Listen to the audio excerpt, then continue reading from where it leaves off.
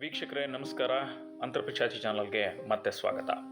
ಇಂದು ನಾನು ಹೇಳಬೇಕು ಅಂದ್ಕೊಂಡಿರುವಂಥದ್ದು ಒಂದು ಅದ್ಭುತವಾದ ಶಿಲ್ಪಕಲೆಯ ಬಗ್ಗೆ.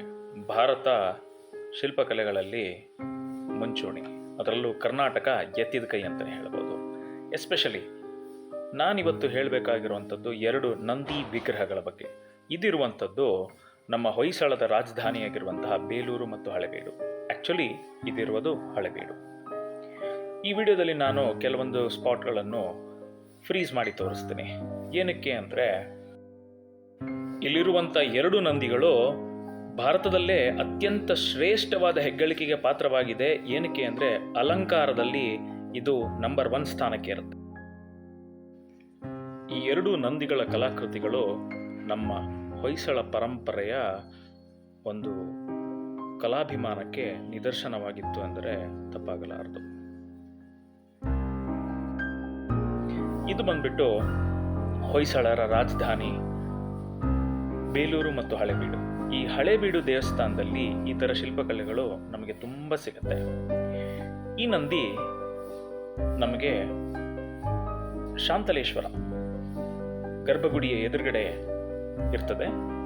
ಏಕೆಂದರೆ ಇಲ್ಲಿ ಎರಡು ನಂದಿ ಇದೆ. ಮೊದಲೇ ಹೇಳಿದಾಗೆ ಏಕೆ ಎರಡು ನಂದಿ ಅಂತಂದರೆ ಇಲ್ಲಿ ಎರಡು ಗರ್ಭಗುಡಿ ಇರುವುದರಿಂದ ಆ ಎರಡು ಗರ್ಭಗುಡಿಯಲ್ಲಿ ಒಂದು ಹೊಯ್ಸಳೇಶ್ವರ, ಇನ್ನೊಂದು ಶಾಂತಲೇಶ್ವರ ಅಂತ ಎರಡು ಶಿವನನ್ನು ಪ್ರತಿಷ್ಠಾಪನೆ ಮಾಡಿದ್ದಾರೆ. ಸೊ ಹಾಗಾಗಿ ಇಲ್ಲಿ ಎರಡು ಗರ್ಭಗುಡಿಗೆ ಎರಡು ನಂದಿಯನ್ನು ಪ್ರತಿಷ್ಠಾಪನೆ ಕೂಡ ಮಾಡಿದ್ದಾರೆ. ಪ್ರತಿಯೊಂದು ಜಾಗದಲ್ಲೂ ನೀವು ನೋಡಬಹುದು ನಂದಿಯ ಮೇಲೆ ಮತ್ತು ನಂದಿಯ ಮೈಕಟ್ಟು, ನಂದಿಯ ಭುಜ, ನಂದಿಯ ಕಾಲು, ಪ್ರತಿ ಒಂದರಲ್ಲೂ ಆಗಿನ ಕಾಲದವರ ಕೆತ್ತನೆ ಮತ್ತು ಅವರ ಡೀಟೇಲಿಂಗ್ ವರ್ಕ್ ಹೇಗಿರ್ಬೋದು ಅನ್ನೋದನ್ನು ನಾವು ನೋಡ್ಬೋದು.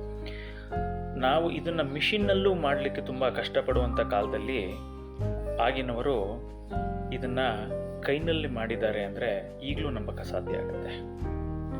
ನಾವು ನೋಡಿದರೂ ಕೈನಲ್ಲಿ ಎಂಥ ಎಕ್ವಿಪ್ಮೆಂಟ್ ಇದ್ದರೂ ಇದನ್ನು ಮಾಡೋಕ್ಕೆ ನಮ್ಮ ಕೈಯಿಂದ ಅಸಾಧ್ಯನೇ ಅನಿಸ್ಕೊಳ್ಳುವಂತಹ ಒಂದು ಕಾಲದಲ್ಲಿ ನಮ್ಮ ರಾಜ ಮನೆತವನದವರು ಹಾಗೂ ನಮ್ಮ ಪರಂಪರೆಯ ಭಾರತದ ಪರಂಪರೆಯವರು ಇದನ್ನು ಎಷ್ಟು ಲೀಲಾಜಾಲವಾಗಿ ಕೆತ್ತಿದ್ದಾರೆ ಅಂದರೆ ಏನೋ ಒಂದು ಪೇಪರ್ ಮೇಲೆ ಬರೆದಿದ್ದಾರೆ ಏನೋ ಅನ್ನೋ ಥರ ಇದನ್ನು ಮಾಡಿದ್ದಾರೆ.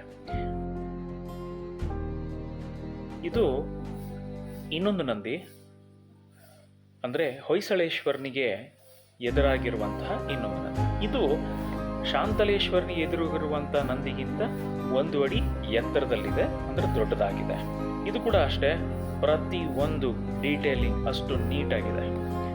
ಅದರ ತಲೆಯಿಂದ ಹಿಡಿದು ಕಾಲು, ಭುಜ, ಕತ್ತು ನೋಡಿ, ಅದರ ಸರ ಆಗಿರ್ಬೋದು, ಅದರ ಕೊರಳಲ್ಲಿರುವಂಥ ಪ್ರತಿಯೊಂದು ಮಾಲೆಯ ಡಿಸೈನ್ ಆಗಿರ್ಬೋದು, ಎಷ್ಟು ಡೀಟೇಲಿಂಗ್ ಆಗಿ ಮಾಡಿದ್ದಾರೆ ಅಂದರೆ ನಾನು ನಿಜವಾಗ್ಲೂ ಚಿಕ್ಕವನಿದ್ದಾಗ ಹಿಸ್ಟಾರಿಕಲ್ ಪ್ಲೇಸಸ್ಗೆ ಹೋದಾಗ ಇದನ್ನೆಲ್ಲ ತುಂಬ ಡೀಟೇಲ್ ಆಗಿ ನೋಡ್ತಾ ಇರಲಿಲ್ಲ. ಆದರೆ ಈಗ ನಮಗೆ ಈ ಪ್ರತಿಯೊಂದು ವಿಚಾರಗಳು ಎಷ್ಟು ಇಂಟ್ರೆಸ್ಟಿಂಗ್ ಆಗಿರುತ್ತೆ ಅಂತಂದರೆ ನಾವು ಅದನ್ನು ಖಂಡಿತವಾಗ್ಲೂ ಇನ್ ಡೀಟೇಲ್ ಆಗಿ ಅಲ್ಲಿ ಖುದ್ದಾಗಿ ಹೋಗಿ ನೋಡಬೇಕು. ಯಾಕಂದರೆ ನಾವು ವಿಡಿಯೋದಲ್ಲಿ ಎಷ್ಟೇ ಮಾತಾಡಿದ್ರು ಎಷ್ಟೇ ತೋರಿಸಿದ್ರೂ ಅಲ್ಲಿ ಖುದ್ದಾಗಿ ಹೋಗಿ ನೋಡುವಂತಹ ಒಂದು ಖುಷಿ ಆಗಿರ್ಬೋದು ಅಥವಾ ಆ ಸ್ಯಾಟಿಸ್ಫ್ಯಾಕ್ಷನ್ ಆಗಿರ್ಬೋದು ನಮಗೆ ವಿಡಿಯೋದಲ್ಲಿ ಖಂಡಿತವಾಗಿ ಸಿಗಲ್ಲ ಅಂತ ನಾನು ಹೇಳಲಿಕ್ಕೆ ಇಷ್ಟಪಡ್ತೀನಿ. ಆದರೆ ಆ್ಯಸ್ ಮಚ್ ಆಸ್ ಪಾಸಿಬಲ್ ನಾನು ಇದನ್ನು ಕವರ್ ಮಾಡಲಿಕ್ಕೆ ಟ್ರೈ ಮಾಡಿದ್ದೀನಿ.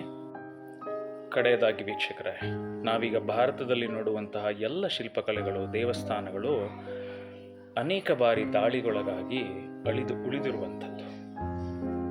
ಇನ್ನಾದರೂ ನಾವು ಈ ಒಂದು ವಿಚಾರದಲ್ಲಿ ತುಂಬ ಎಚ್ಚರ ವಹಿಸಿ ನಮ್ಮ ಮುಂದಿನ ಪೀಳಿಗೆಗೆ ಇದರ ಮಹತ್ವವನ್ನು ತಿಳಿಸಿಕೊಡುವಂಥ ಜವಾಬ್ದಾರಿ ನಮ್ಮೆಲ್ಲರ ಮೇಲಿದೆ ವೀಕ್ಷಕರೇ.